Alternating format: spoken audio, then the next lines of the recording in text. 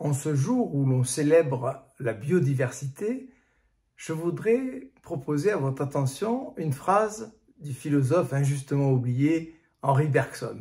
Voilà cette formule. C'est en vain qu'on voudrait assigner à la vie un but, au sens humain du mot.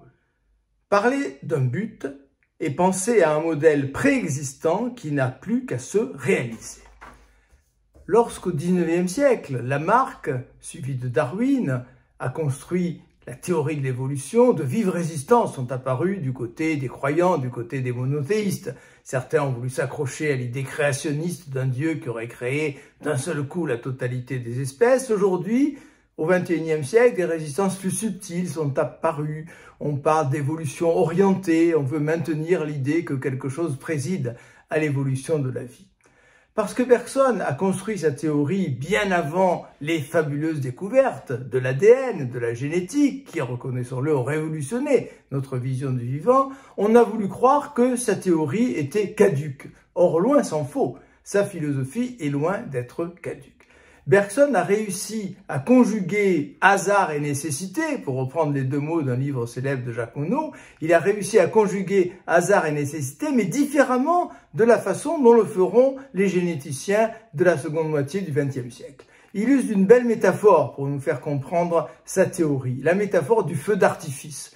Quand on regarde un beau soir d'été, un feu d'artifice, on voit les images, les tableaux, qui redescendent en quelque sorte vers le sol, mais on ne voit pas la fusée qui monte vers le ciel et qui est la source en fait de ces tableaux et de ces images. Eh bien, il en est de même pour la vie selon Bergson. Une énergie invisible est à la source de toutes les créatures vivantes qui sont comme ces tableaux qui retombent vers le sol, des cristallisations de cette pure énergie, de cette pure créativité.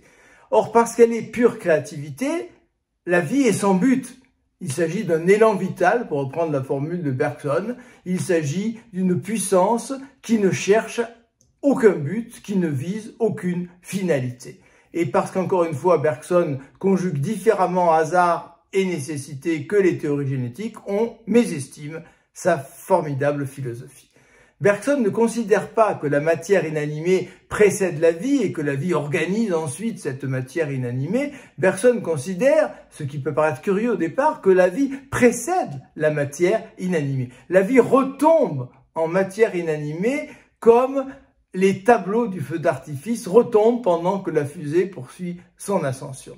Eh bien, il y a nécessité à la fois de cet élan et de ces figures qui retombent, de ces formes colorées qui retombent en direction du sol, tandis que la fusée, qui en est l'origine, continue son ascension.